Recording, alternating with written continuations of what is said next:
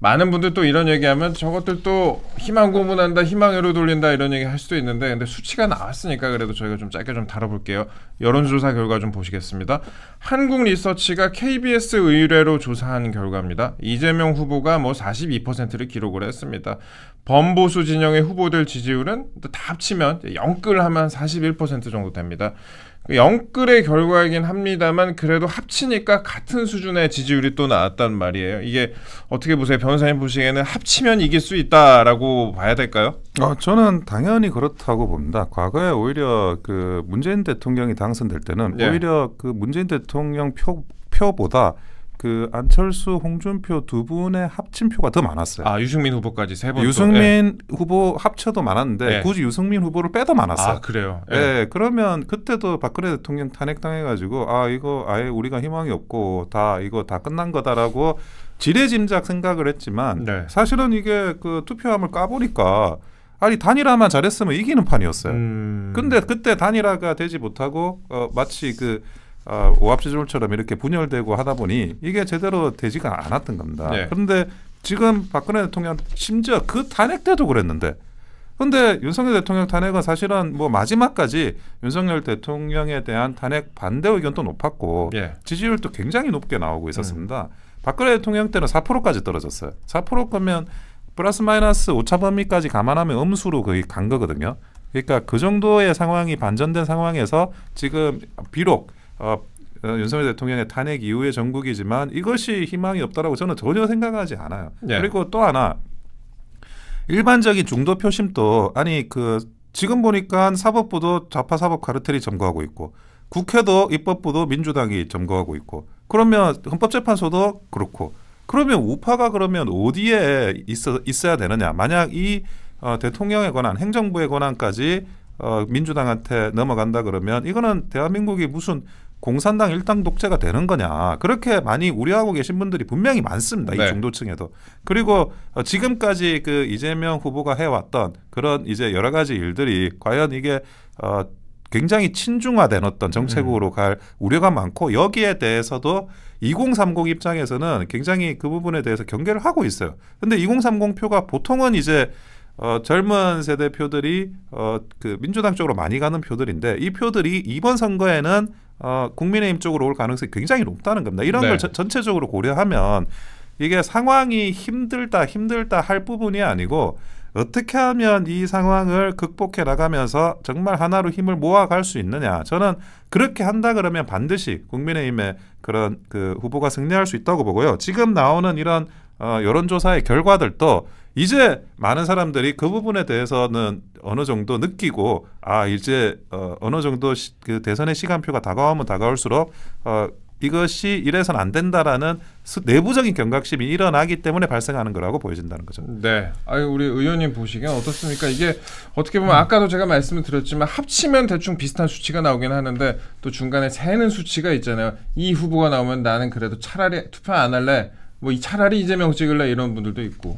지금 이런 식으로 되면 뭐 필패죠. 그리고 그 원 변호사 말씀에 제가 조금 이제 그 다른 이야기를 하면 2017년도 대선 국면에 안철수 후보가 우파라고 볼 수가 없습니다. 그때 당시는 안철수 후보가 갖고 있었던 국민의 어떤 당의 그 대부분 의원들도 호남이었고 그렇기 때문에 사실은 기껏 봐봐야 중도 좌파적 같은 성격을 갖고 있는 거지. 그때 당시에 안철수 후보가 얻은 표가 우파다 이렇게 볼 수는 없는 것이죠. 그다음 두 번째 지금 박근혜 대통령 당시보다는 탄핵 반대 여론이 압도적으로 높았기 때문에 그게 어떻게 보면 우리의 큰 힘이다 이렇게 볼 수도 없습니다. 왜냐하면 그런 것들이 사실은 지금까지 어떤 영향을 미치냐면 굉장히 국민의힘을 불신하는 것으로 다가와요. 왜냐하면 지금 탄핵 우리가 전국에서 이제 되짚어 보더라도 저도 이제 12월 3일 비상계엄 직후부터 계속해서 방송이나 오프라인에서 계속해서 참여를 탄핵 반대에 왔는데 국민의힘은 거기에 대해서 굉장히 소극적이다가 한 탄핵 반대 여론이 높아지는 1월 말 2월 초부터 이제 좀 참여를 하기 시작하죠. 그렇기 때문에 일반 탄핵 반대에 나섰던 국민들이 국민의힘을 바라보는 시각이 탄핵 반대 어중하는 입장을 취하고 있었다. 지도부는 계속해서 또 반발을 하고 있었다. 반대를 하고 있었다. 이런 어떤 시각을 갖고 있기 때문에 지금 현재도 뭐 윤어게인이라든지 신당 창당이라든지 이런 이야기가 계속해서 나오는 겁니다. 네. 그렇기 때문에 다시 한번 좀 말씀을 드리지만 지금 우리가 굉장히 위기 있는 상황에서 그나마 그래도 우리가 기다릴 수 있는 것은 지금 당은 지금 투표율에 있어서 굉장히 저조한 것으로 나타났지만 비당원 중에서도 자유우파 국민들의 정치 참여를 우리가 최대한 좀 끌어내는 노력을 어떻게 할 것인가. 네. 그것을 이제 단일화라는 이런 어떤 이벤트로 할 것인지 아니면 다른 식으로 할 것인지에 대해서 굉장히 지금 고민을 해야 된다. 제 주변에 있는 많은 분들 중에서도 굉장히 국민의힘 경선은 굉장히 좀 모르거나 애써 무시를 하거나 하면서 아직까지도 비판하시는 분들은 엄청나게 비판하거든요. 그런 어떤 상황을 우리가 반전시키는 어떤 진짜 노력을 하지 않으면 참 어려운 그런 상황입니다. 사실 뭐 국힘에서 나오셨지만 그 보수 지지층 중에 국힘 비판 안 하는 분들 찾기가 더 어려운 것 같아요. 그렇습니다. 사실 네. 좀 그런 상황인데 뭐 이런 말씀을 하시니까 그러니까 더더욱 이제 빅텐트 같은 얘기가 많이 나오는 것 같아요. 지금 그 말씀하신 부분들이 빅텐트의 근거가 될 수 있다라는 그런 해석으로 봐야 될 것 같은데 일단 한덕수 대행이 다른 후보들보다 지지율이 조금 더 높은 상황이긴 한 것 같습니다. 제가 짧게 조금 더 말씀을 드리자면 이것도 이제 같은 여론조사 결과인데 어제 KBS 한국리서치 결과인데 차기 대통령감으로 누가 적합하다고 생각하냐라는 질문에 아까 말씀드렸다시피 42%가 이재명 후보를 택했고 한덕수 대행이 처음 포함이 됐는데 11%로 보수 진영에서는 1위를 차지를 했다고 합니다. 이런 상황인데 그 빅텐트 후보군으로 이낙연 전 총리나 뭐 이준석 개혁신당 후보의 이름이 거론되기도 합니다만 근데 보수층 중에서 또 거부감을 느끼는 분들도 계실 거란 말이에요. 보면 특히 이준석 후보 같은 경우에는 더 그럴 것 같고 물론 뭐 이준석 후보 본인은 완주 의사를 공공연히 또 밝히고 있으니까 이러한 그림은 좀 어느 정도로 포섭을 해야 될지. 예. 근데 그 정치판에서 통합이라는 게 이 정치의 수단이자 목적이거든요. 그렇죠. 통합을 하기 위해서 정치를 하는 거고 정치를 잘하려고 또 통합을 하는 거거든요. 그러다 보니까 통합하는 구호로서 이야기하는 거는 너무 좋은데 이 통합이라는 게 굉장히 어려운 작업입니다. 그렇죠. 그러니까 그냥 진흙을 뭐 이런 거 저런 거 뭉치기만 해서 절대 커지지가 않아요. 네. 그러니까 피라미드 그렇게 높이 쌓아 올리는 거는 그냥 돌무더기 쌓아서는 절대 그게 피라미드처럼 올라가는 게 아니거든요. 굉장히 구조적으로 정교한 설계, 토목 기술과 그런 그 당대 최고의 과학 기술이 총동원돼야지. 네. 그래야지 거대한 어떤 그 돌이 그거보다 더 큰 피라미드가 되는 겁니다. 역시 건축 전문 변호사. 건축 전문 변호사입니다. 그래서 그게 제가 과거에도 미래통합당 할 때도 주요 당직이 있으면서 제가 항상 이야기했던 게 그냥 잡탕밥처럼 섞으면 안 된다. 네. 잡탕밥처럼 섞으면 그게 개밥이 돼가지고 누가 먹냐. 나중에 또 탈이 날 수도 있고. 탈이 날 수도 있고 그거를 국민들한테 그냥 잡탕으로 만들어서 제안을 한 거예요. 네. 그러니까 그 꼴꼴이주기 통합이라고 이야기하지만 꼴꼴이주기 돼서는 그게 뭐 나중에 부대찌개로 성화되면 모르겠는데 네. 부대찌개로 성화되지 않고 그냥 개밥이 되는 그렇게 되는 수가 있다고요. 그러면 통합은 어떻게 해야 되냐?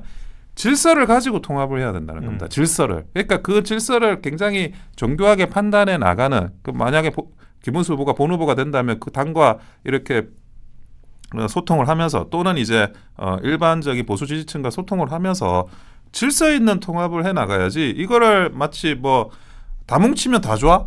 이거는 정치를 하겠다는 것도 아니고 이런 이야기를 하는 사람들이 전반적으로 그 보수 진영의 정치판을 계속 망쳐왔어요. 네. 예, 그래서 그런 구호들이 있는 사람들 좀 빼고 지금 뭐 이낙연, 이준석 이런 분도 민감한 분이잖아요. 아, 그렇죠. 예, 민감하고 정교하게 다루고 어떻게 다룰지를 판단을 해야 되고 물론 원론적인 이야기로는 합치자고요. 하지만 민감한 거는 좀 뒤로 빼든지 냉정하게 그 표가 우리한테 도움이 되느냐, 그러니까 더한 표가 많아지느냐, 이탈표가 많아지느냐도 조금 시뮬레이션 해보고 당이 이제 뭐 여의도 연구원이라고 그런 걸 하라고 있는 조직이잖아요. 그런 것까지 해가지고 풀어나가야 된다라는 거죠. 그래서 제가 항상 그 보수당에 저도 한 10년 몸담았는데 네. 묻지마 통합 절대 그거는 하면 안 돼요. 100% 다 졌어요. 선거에서. 예. 그래서 그런 부분들. 근데 또 한편으로는 과거에 이제 윤석열 대통령 때도 우리가 안철수 후보와의 그런 단일화 통합을 많이 생각하는데 경쟁 경선 후보와의 통합도 굉장히 힘들고 어려운 과정에서 만들어졌고 그렇죠. 그리고 그런 안철수 후보와의 중도 방향의 통합뿐만이 아니라 그 홍문종 대표가 있는 친박신당과도 통합을 했어요. 그러니까 좌우를 그 국민의힘을 중심으로 놓고 좌우의 통합을 다 진행했어요. 그랬네요. 그게 굉장히 정교하게 진행되다 보니까 0.7% 차이의 승리를 얻을 수가 있었던 거거든요. 그래서 이 통합이라는 것이 결코 구호 우선주의자들은 일단 다 배척해야 돼요. 그리고 나서 그 정교한 질서가 뭔지를 일단은 본 후보가 되고 나서 그리고 나서 분석을 하면서 만들어 가야 된다고 보여지죠.